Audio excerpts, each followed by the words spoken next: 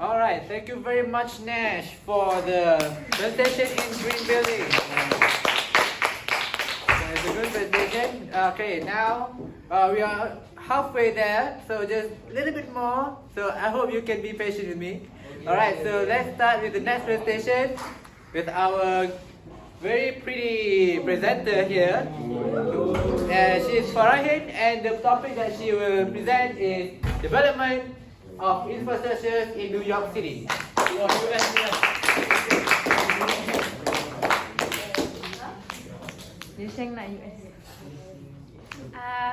Thank you for MC. A bit good morning to all of you. Thank you for the organizers for giving me this opportunity to present today. And a very good morning to my fellow audience. I hope you enjoyed my presentation about development of infrastructures in New York City, USA. Okay, so a little bit about myself. That's me. My name is Siti Nur Farahin binti Lapirin. You guys can call me Farahin. My credibility of talking about this topic is that I'm a second-year student of Civil Engineering Department in University Technology Petronas. So I believe that being in this program for 2 years, 3 years including foundation, has prepared me to speak about the infrastructural development in buildings in New York. So my qualification of talking about my presentation today is I was the Assistant Project Director for the National Geopolymer Concrete Competition 2019. This event has prepared me to learn more about the importance of knowing the strength and durability of materials in buildings. And I was also the second runner-up of Build and Break Competition 2019. The competition was held in our very own Block 13 by UCT Club. This competition really opened up my perspective on how do we approach problems in bridges, Okay, so let me introduce you to what I'm gonna present to you today. So the purpose of me standing here is to inform you about the infrastructural development in one of the fastest growing city in the world, New York City, USA. Then my type of topic is a technical topic because I'm going to inform you about the evolution of infrastructural building around the world. Next, my method of organization is I'm going to use the chronological method because I'm going to tell you a little bit about history and timeline of how buildings were built in New York City. Okay, so let's have a little bit preview about my main ideas for today.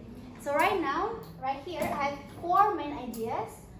The first one is on the 1811, the 42nd Street was born. And then on the 1858, the Central Park was built. The 1883, the Brooklyn Bridge was constructed. And on the very latest, 2014, the One World Trade Center was built in New York. Okay, so let's move on to my first main idea. Okay, so first I'm going to present to you about the 42nd Street. The 42nd Street was built in 1811. So who here has seen the movie Captain America, the first one? Yes. Okay.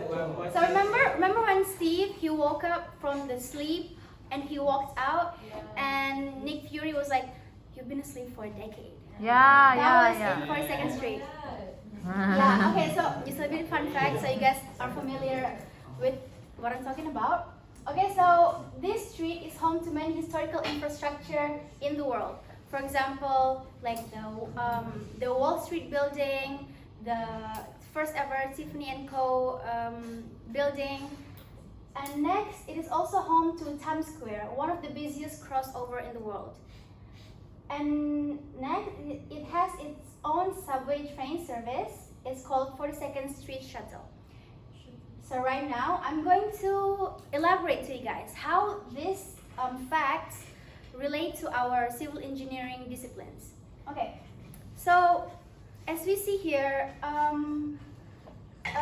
one of the busiest crossover in the world should have a very detailed railway engineering and traffic engineering process. So this is where we come from. Okay.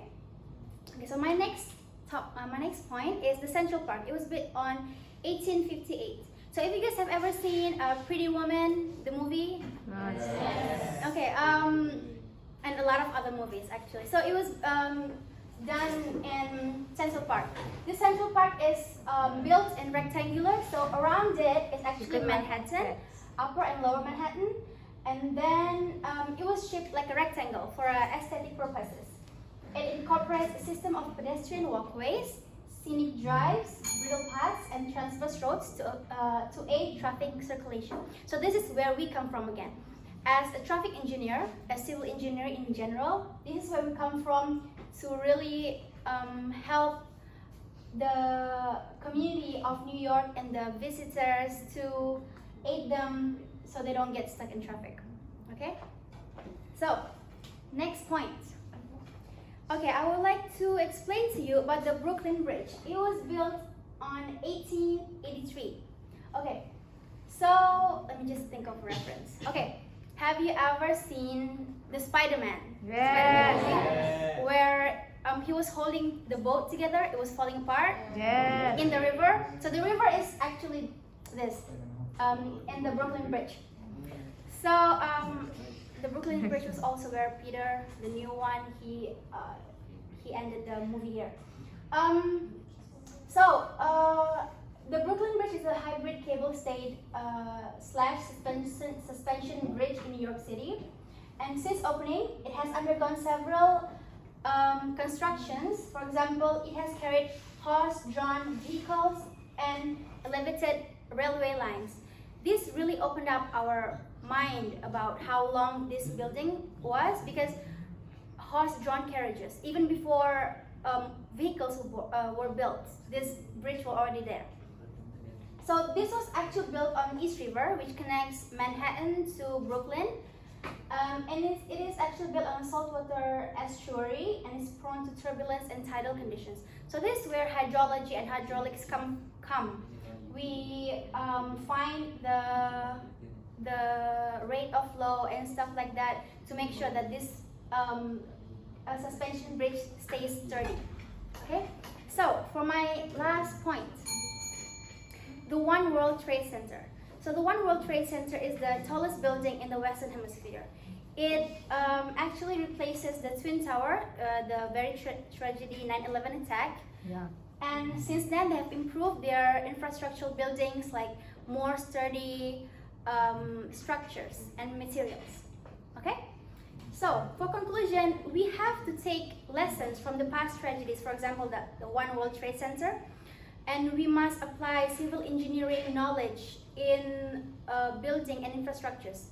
We also must take lessons from the past and to understand how many casualties it would take if us civil engineers let go of our responsibilities. Okay, so I would like to conclude again. The 42nd Street, the Central Park, the Brooklyn Bridge, and the latest One World Trade Center.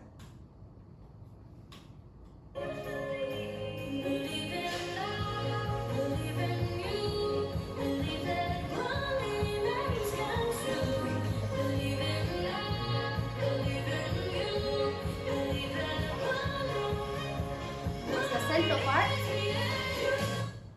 Okay. So, engineering is the art of directing great sources of power in nature for the use and convenience of man. That's us as civil engineers. Thank you for listening to my presentation. Any questions? Yes? What is the importance of learning about this old building?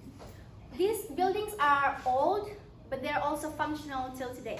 So we must understand their characteristics and learn from the lessons of why they have faced casualties and stuff like that. Yeah. So that's where civil engineers come. We have to solve these problems. Next question? Yes. How has the 9/11 tragedy impacted the characteristics in one WTC building? So the One World Trade Center, like I said, it was a memory, like a memorialized new structure of the Twin Tower.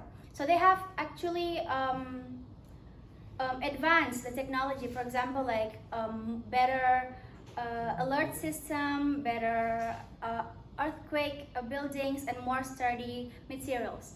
So that's where we have to learn from these tragedies. Okay, so I hope you guys had a wonderful time listening to my presentation. Thank you.